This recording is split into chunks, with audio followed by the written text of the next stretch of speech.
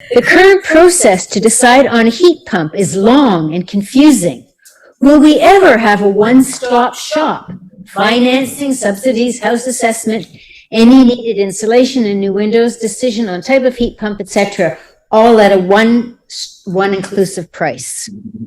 We're working towards that. We're not there yet. It is an uphill battle, as I alluded to. So with the help of our municipalities and everybody working together, we will get there. Right now, I'd say we're in the early adopter stage. This happened, what, 10, 20 years ago with electric vehicles. So just, hang in there. That's all I can say. Let me add, just for the municipality of Oakville, there is a community energy strategy that was put together by a volunteer Oakville Energy Task Force. And one of the elements of that strategy includes an entity, a nonprofit entity called Future Energy Oakville, which is incorporated. It looks to me, I stand to be corrected by our counselors, but it looks to me like that entity, which one of the projects is residential retrofits, and they do intend to be the one-stop shop.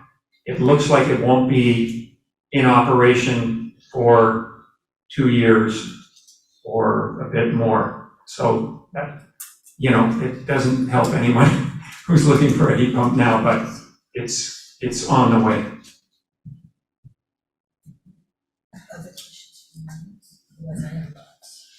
Anybody else want to come up to the mic? Okay, then the next online one is a question about, what about icing of the unit in cold temperatures? And the second part of that question is, what about the efficiency at very low temperatures? Is there a loss of efficiency at very cold temperatures? You get what you pay for in terms of efficiency. The more you pay, the better they work. They all have a defrost cycle, and it's usually in mild temperatures below zero with a lot of humidity in the air. Especially like today when we're going from a rain situation to snow tonight. They go into a defrost mode, and so you'll see condensation.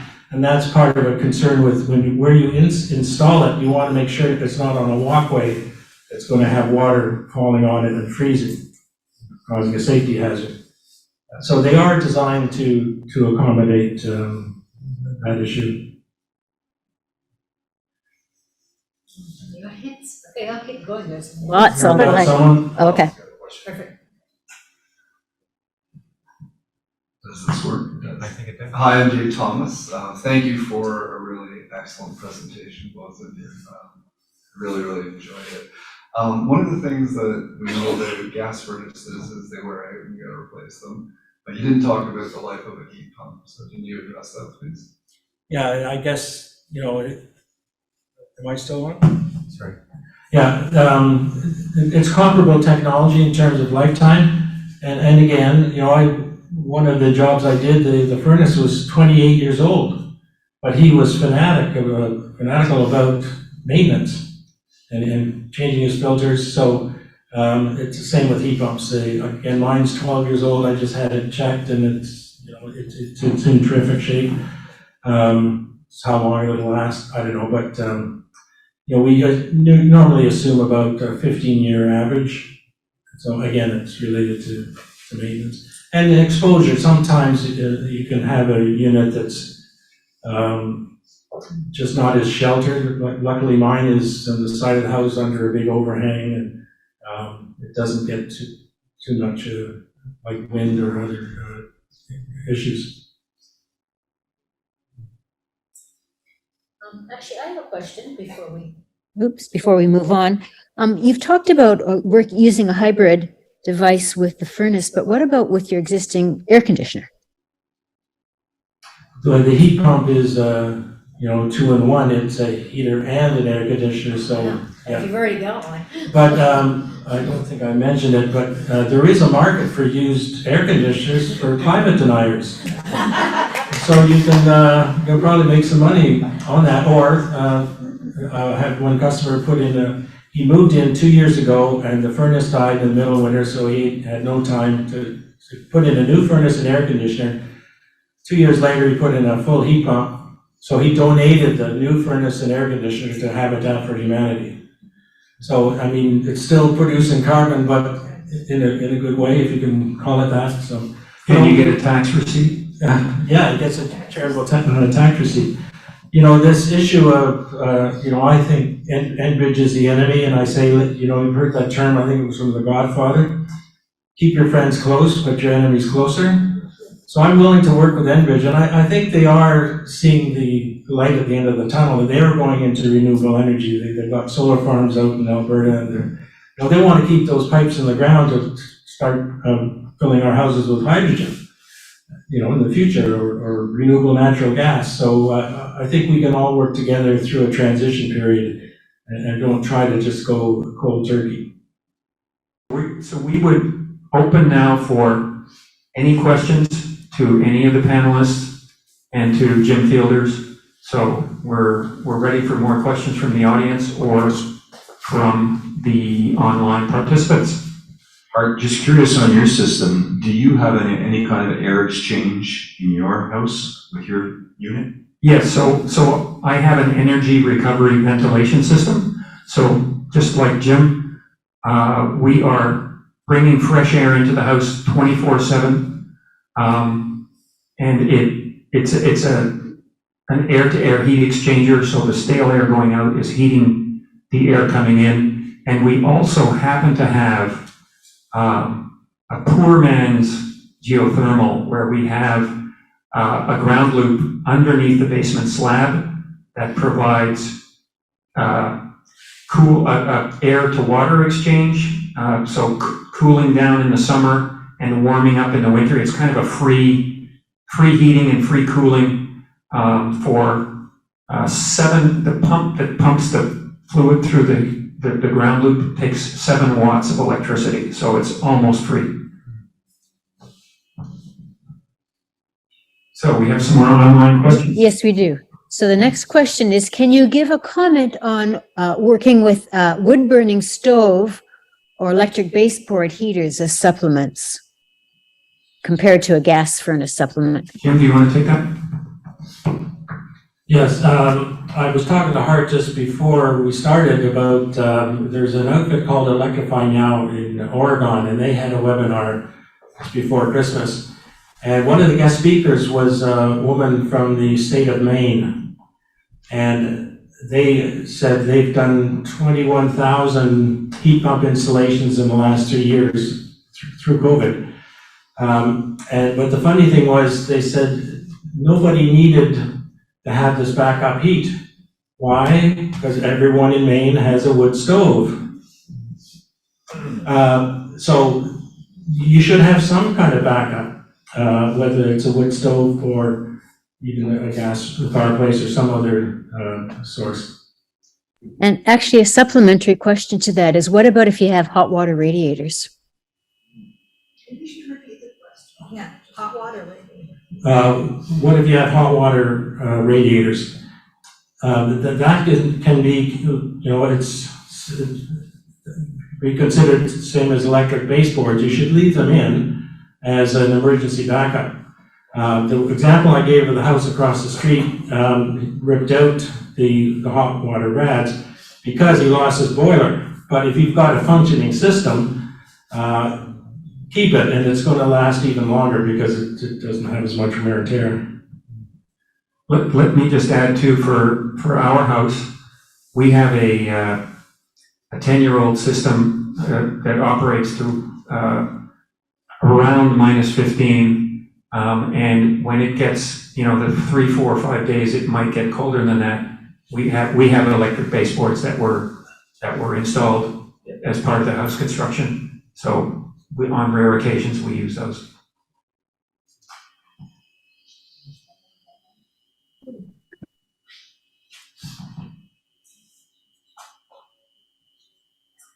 So glad you guys are here to help us. I have 100 questions, which I'm not going to ask. I installed a heat pump with a backup furnace, the cold climate one, a couple of months ago. Took them 6 times to come and install it, to adjust it and adjust it and adjust it. But I'm warm and I'm comfortable and I'm not cold. But I still have 100 things I don't understand. One of them is the balance point. You talked about minus 15 being a decent balance point. They set that for me at the beginning and said, no, that was too low for this. They raised it to -4. Could you move a little closer? Sorry, they raised it to -5 as my balance point. But it turns out that it switches to gas in the middle of the day when that temperature is set. So I don't know why it switches to gas when it's a constant temperature on my smart thermostat. Well, that's how some of the, I would say, older technology systems work. They tend to be the American brands, and, you know, they were developed more for the US market. You know, they didn't hear about Canada, or, you know, even in the colder states, they weren't really installed. And could I ask you whether the outdoor unit is sitting on the ground or mounted on the wall? They initially installed it on my driveway, and then I slipped on the driveway because it had water and it froze that night. So they came back and reinstalled it at the back of my house on a platform. But it was sitting flat on the driveway, and they said, no, it should be on the stand. It took them 6 times to get it organized. This is a big company in Oakville. Well, I share your pain, and I see it all the time, and it's the lack of education, and that we're going through this. I'd be happy to come and see your situation to give you any advice I could. Thank you. I have a lot of questions. They were a good crew, but I think it was new. Yeah. Exactly, yeah. But what I try to do is, at first I started being there for the installation and actually getting my hands dirty and doing some of the work myself. Even Nav came along one day to help us. So I learned the details. There's a few little tricks that you need to know. And if those are missed, you can have problems. And then I thought, well, now everybody knows what they're doing. I don't have to show up. And then I had something that went wrong. So I still feel, I don't want to call it policing, but I like to offer help without trying to be, you know, intrusive. So I'm doing that whenever I get the chance. They were very helpful, and they put on speakerphone with the manager here, and he went on speakerphone for Texas to Bacon. And so I could hear them all on the speakerphone, but they kept resetting it, and they came back a week later and reset it again. So I don't know. I'll call you. Sure. But I'm very happy to have it. I'm not complaining. I just adjusted. What was the name of the company? You don't mind me asking. We're not allowed to give out proprietary information. Okay, the next question we have online, if the heat pump cost ranges between $4,000 and $20,000 dollars, what would be an estimated average for a single-family home in an area like Burlington or Oakville? And you did give this, but perhaps a recap on those costs might be helpful. Yeah, so there's the decision, do you want to go with the full down to the coldest temperatures or not? If you do not, and the advantages of keeping your furnace is that you have a backup if the heat pump fails, or if the power goes out. There is a device you can buy online, it's called a car generator. You can hook this inverter on the hood of your car, hook it up to the battery, and it'll give you enough power to run your furnace. You got to run an extension cord from your car into the furnace, but you know, it's a small price to pay. So the decision is, do you go with that system, which costs about $8,000, you know, plus or minus, or you go the full Monty, which is more like $20,000, but you get a rebate of what was $5,000, which is now $6,500. So and you save more with the full unit than the smaller. They end up being about the same in terms of cost and probably emission reduction. So it's kind of a personal decision. It's to me more if you're living in an area where the power is going out all the time, then I would say go with a hybrid. If you're downtown Oakville, where you know there's a much stabler electricity supply, you may want to go the other way.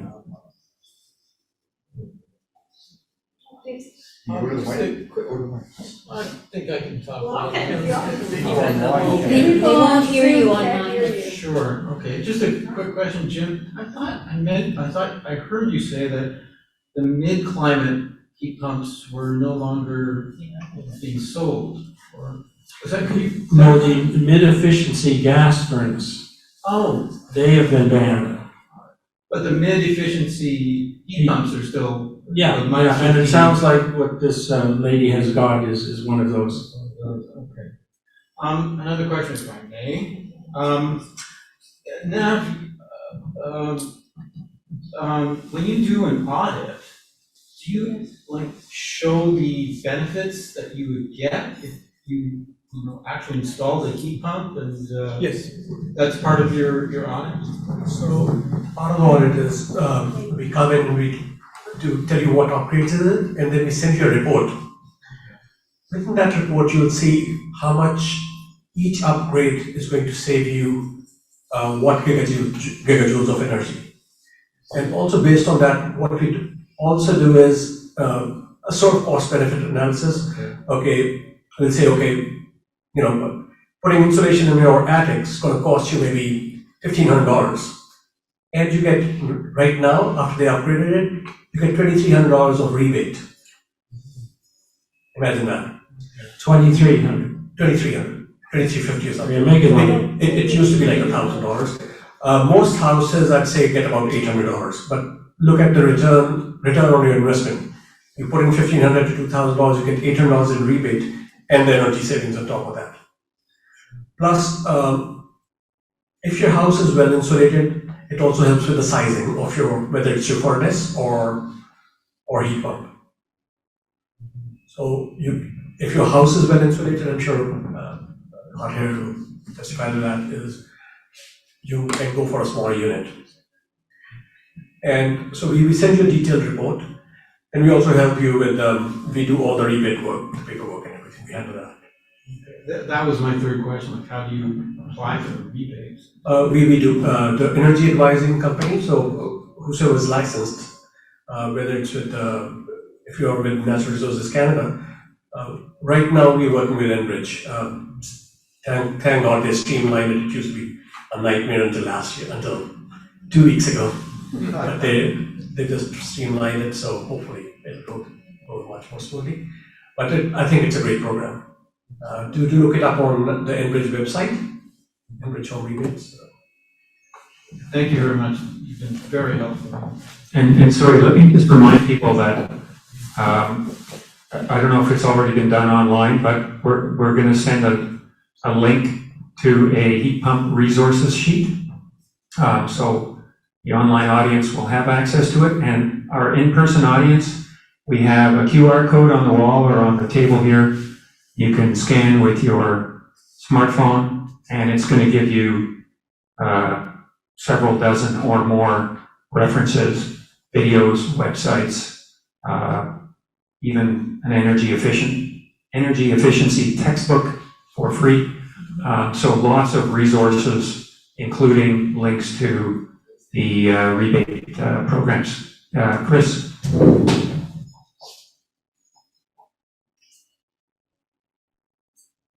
Yeah, I wanted to add as an option, Reliance, who rent a lot of the hot water heaters and so on. They're offering heat pump and hot water on demand that you can do as a rental. I'm not sure if they do it for everyone. They have to come in, they have to look, they have to talk to you. But if you want regular payments rather than a big chunk of money up front, it might be another option. Do we have that on our resources sheet? Yeah, and we will be updating that. So if you'll notice that the link takes you to the hasten.info website, HACEN.info site, and we'll be updating that resources sheet continuously. So if you decide in 6 months, oh, I think I should get serious and look into a heat pump, you can look at, you can go to hasten.info and we'll have updated information on a number of categories, including rebates. Okay, next online question. This person is asking about insurance. They have heard that insurance companies do not allow a heat pump as the main source of heating. Is this correct? I'll just answer first. I mean, I can tell you as a Oakville homeowner for, the current home we're in for 10 years, we've had house insurance the entire time. So that is a no, but if there's other information from other people. I've kind of heard the converse that as soon as you get a heat pump, call your insurance company, they're going to drop your premiums. Now, this is the caveat, is that it's a proper installation with qualified people. And you don't want some fly-by-night putting something in that gives you all kinds of problems. So that's to be aware of.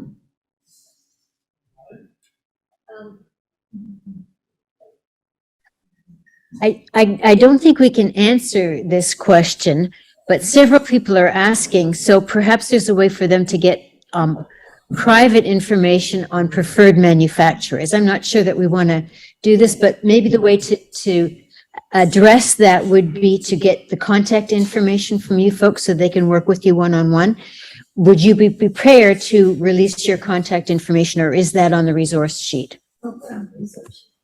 It's not currently on the resource sheet, but I think for the people online, I'm happy to provide an email address. So maybe we can. Or maybe the Hasten. Right, we can go to the Hasten site.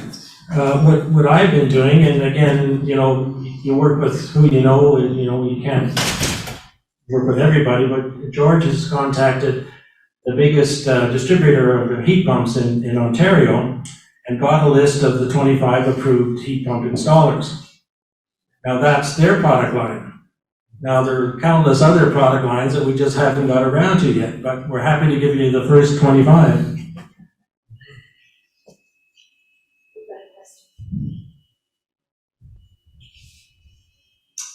Hi. My furnace is 17 years old. What advice do you have for me? Well, I have an information form that I would email to you, and you fill out all the details, and just to save me driving all over the country. So I can do, with all that I've done now, I can pretty well determine just exactly what you need if you do a bit of the homework for me. So that would be the first thing, is to contact me, I can send you that form. Maybe that form could be on the website too. Can you give me some idea of what it is Well, so what my options are? I would ask, are you mid efficiency or high efficiency gas? If you're mid efficiency, it means you've got an energy hungry blower motor.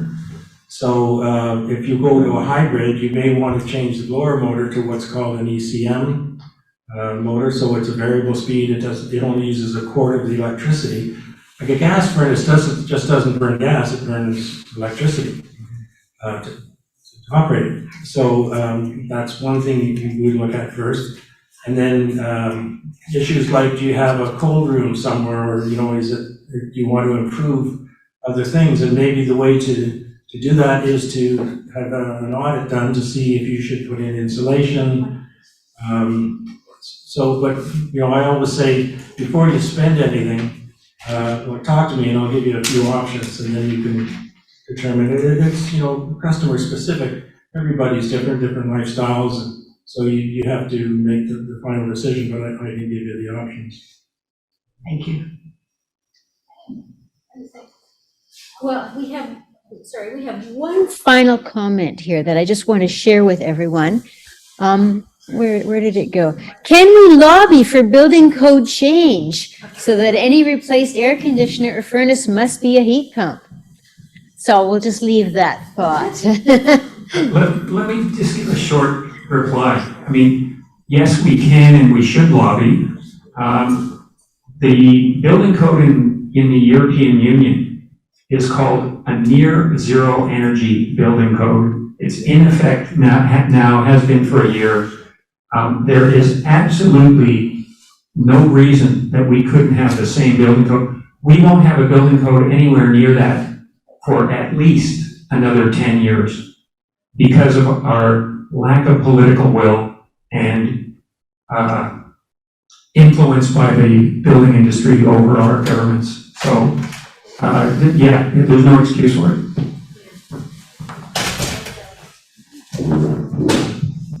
That's gonna come. On behalf of the three sponsors, CFUW Oakville, Gasp, and Hazen, I just want to thank you all for being part of this excellent informative session tonight. We know as the atmospheric friends, I got the email this morning saying that heat pumps is going to be the #1 budget item for all levels of government. So it would be great if everybody here and online could write an email to their local councillor, provincial, to the federal government. Let's get going on reducing our greenhouse gas emissions. And I thank you so much for your dedication to educate people about this great and fairly easy way to take a few tons of emissions out of each one of our households. So thank everybody for coming tonight. Thank you.